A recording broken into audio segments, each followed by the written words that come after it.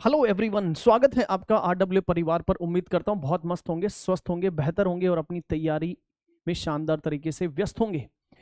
इस वीडियो में हम बात करेंगे आईटीआई वाले विद्यार्थियों की, और स्पेशली हम बात करेंगे फिटर ट्रेड वाले बच्चों की, और हम बात करेंगे इलेक्ट्रीशियन ट्रेड वाले बच्चों की। तो यहां पर Madhya Pradesh power generating company limited की तरफ से एक वैकेंसी निकल के आई है, और इस वैकेंसी का डिटेल नोटिफिकेशन आउट हो चुका है। जी हाँ दोस्तों, डिटेल नोटिफिकेशन आउट हो चुका है। इस वीडियो में हम बात करेंगे कि कितनी नंबर ऑफ वैकेंसी है, कौन कौन सी आईटीआई की ट्रेड जो है वो इसके लिए एलिजिबल रहेंगी, और एग्जाम जो है उसका पैटर्न जो है वो क्या रहने वाला है। इन सब के बारे में बात करेंगे, और साथ ही हम ये भी बात करेंगे कि क्या मध्य प्रदेश के बाहर के, यानी मध्य प्रदेश के बाहर जो राज्य हैं, अन्य राज्य के जो स्टूडेंट्स हैं, क्या वो इसके लिए एलिजिबल रहेंगे। तो इसके बारे में डिटेल में बात करते हैं। तो देखो, ये जो वैकेंसी है वो Madhya Pradesh power generating company limited की तरफ से आई है, और ये वैकेंसी जो आई है वो आई है किसकी सर? ये आई है आपके पास संयंत्र सहायक यानी प्लांट असिस्टेंट की जो है वो वैकेंसी आई है। और कितनी नंबर ऑफ वैकेंसी और कौन कौन से जो है ट्रेड के बच्चे इसमें एलिजिबल होंगे। जब मैं ट्रेड बोल रहा हूं तो ऑब्वियस बात है ये आईटीआई वाले विद्यार्थियों के लिए जो है वो वैकेंसी है।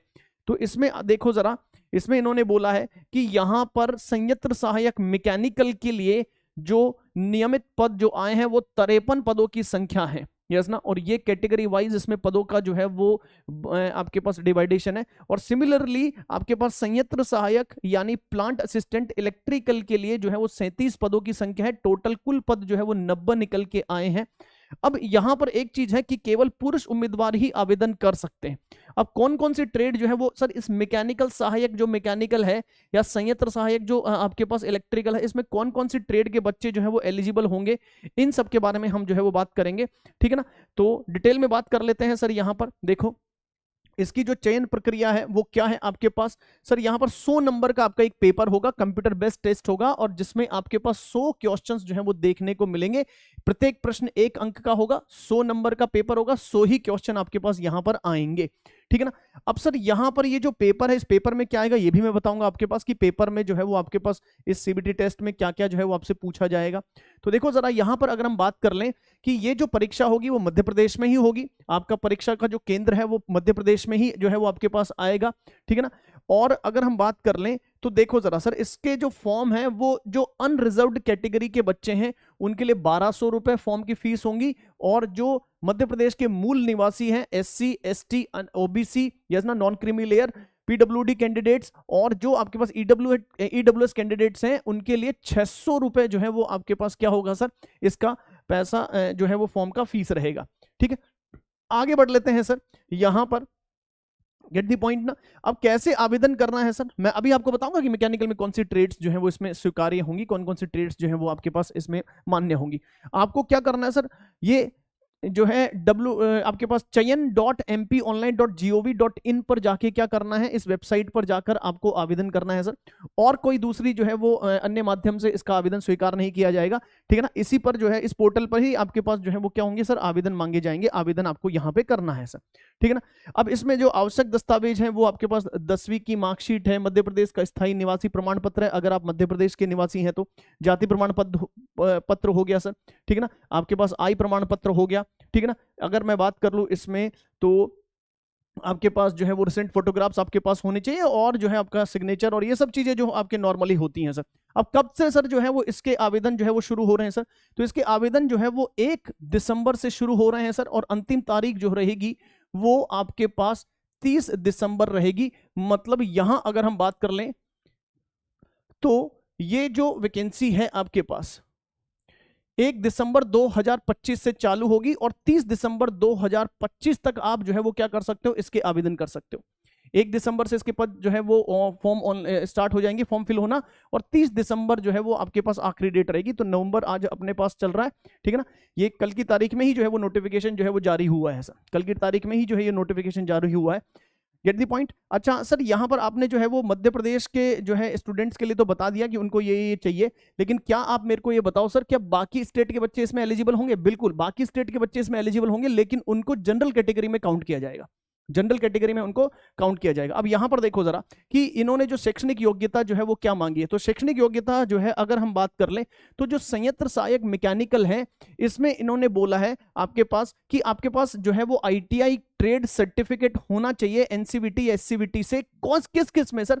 तो अगर आप संयंत्र सहायक मैकेनिकल की बात करेंगे तो देखो इसमें मशीनिस्ट में, फिटर में, वेल्डर में, HP वेल्डर में, मैकेनिक पंप में, मैकेनिक वाहन में, मोटर मैकेनिक में, डीजल मैकेनिक ट्रेड से अगर आपने ITI किया हुआ है तो आप इसके अंदर एलिजिबल होंगे, ठीक है ना।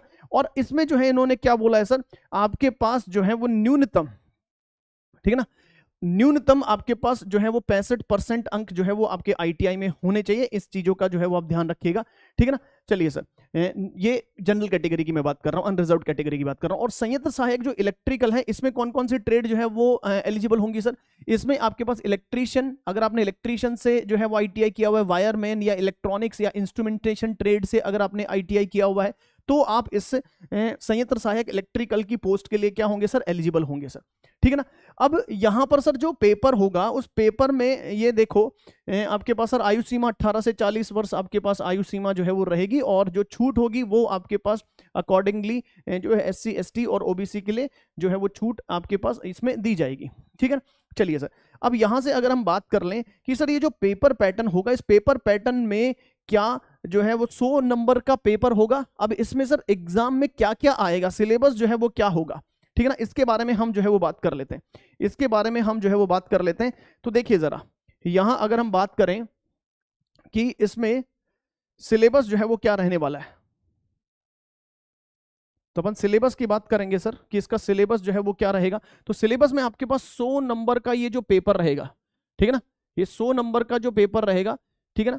यहां पर जो है वो एक चीज बिल्कुल क्लियरली मेंशन्ड की हुई है कि जो बच्चे आपके पास MP के बाहर के हैं उनको जनरल कैटेगरी में काउंट किया जाएगा, ठीक है ना, उनको क्या किया जाएगा सर? जनरल कैटेगरी में काउंट किया जाएगा, ठीक है ना। और जब आप फॉर्म फिल कर रहे हो तो ये सारी डिटेल जो है वो एक बार जो है वो आप जरूर फिल कर लीजिएगा, ठीक है ना। देखो यहां पर देखो जरा ये क्या दे रखा है सर कि आपके पास जो चयन प्रक्रिया है उसमें दे रखा है कि CBT टेस्ट होगा, ठीक है ना। ये जो CBT टेस्ट होगा इसमें 100 प्रश्न जो है वो आपको पूछे जाएंगे ऑब्जेक्टिव, 75 प्रश्न जो है वो आपकी ट्रेड से संबंधित होंगे, विषय से संबंधित होंगे, यस ना, आपकी ट्रेड से संबंधित होंगे। बाकी के जो 25 प्रश्न रहेंगे वो आपके पास सामान्य ज्ञान, अभिरुचि, तार्किक योग्यता आदि से संबंधित होंगे।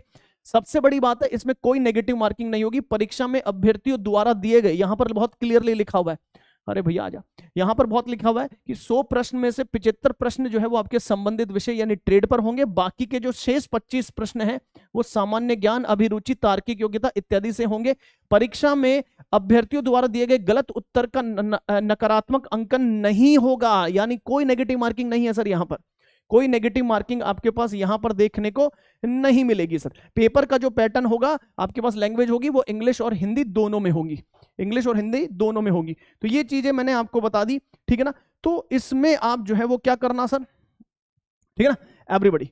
चलिए सर, अब यहां पर जो है वो इन्होंने दे रखा है कि अगर आपके पास कोई दो बच्चे हैं उनके सेम जो है वो मार्क्स आ जाए तो फिर हम उसको उस केस को कैसे रिजॉल्व करेंगे, वो सारी चीजें अपन को दे रखी है। बट हमको उन सब चीजों में जो है वो जाने नहीं, हमको तो भैया अधिकतम से अधिकतम जो है वो नंबर यहां से लेके आने हैं सर, ठीक है ना। चलिए सर, अब यहां पर आपके पास क्या होगा सर, यहां आपके पास जो है इन्होंने बोला है क्या कि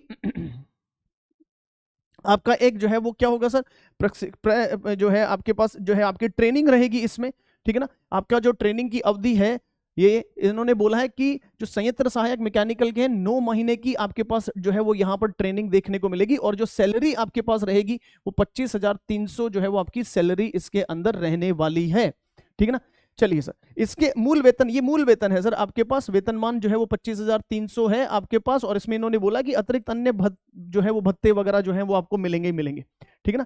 तो उन सब में मतलब एक अच्छी खासी जो है वो आपके पास ये वैकेंसी जो है वो देखने को मिलेगी सर, ठीक है ना। तो ये इस वैकेंसी के बारे में कंप्लीट डिटेल थी सर, इस वैकेंसी के बारे में जो है वो आपके पास एक कंप्लीट डिटेल थी, ठीक है ना एवरीबॉडी, ठीक है। चलिए सर, अब यहां अगर हम बात कर लें तो देखो जरा सर क्या है इसमें, इन्होंने ये बोला है कि आपके पास एक बॉन्ड जो है वो आपको एक फिल करना पड़ेगा अगर आप इसमें सेलेक्ट हो जाते हो और इसमें एक नौकरी आपने जो है वो जब आप इसमें ट्रेनिंग के लिए जाते हो तो इसमें आपको एक बॉन्ड फिल करना पड़ेगा। और वो बॉन्ड क्या बोलता है कि चयनित अभ्यर्थियों को निर्धारित परीक्षण अवधि सफलतापूर्वक पूर्ण करने एवं तत्पश्चात 3 वर्ष की कंपनी में सेवा हेतु सेवा अनुबंध सह प्रतिब बॉन्ड निष्पादित करना होगा, यस ना। ये आपको एक 3 साल का जो है वो यहां पर बॉन्ड आपसे साइन कराया जाएगा, ठीक है ना, ध्यान रखिएगा। 3 वर्ष की सेवा अवधि हेतु बॉन्ड जो है वैध बॉन्ड जमा कराना होगा सर। बॉन्ड की राशि जो है वो 2 लाख रुपए है आपके पास, ठीक है। और जो SC ST जो आपके पास और आर्थिक रूप से कमजोर जो वर्ग है उसके लिए इन्होंने बोला कि 1 लाख रुपए का जो है वो आपके पास बॉन्ड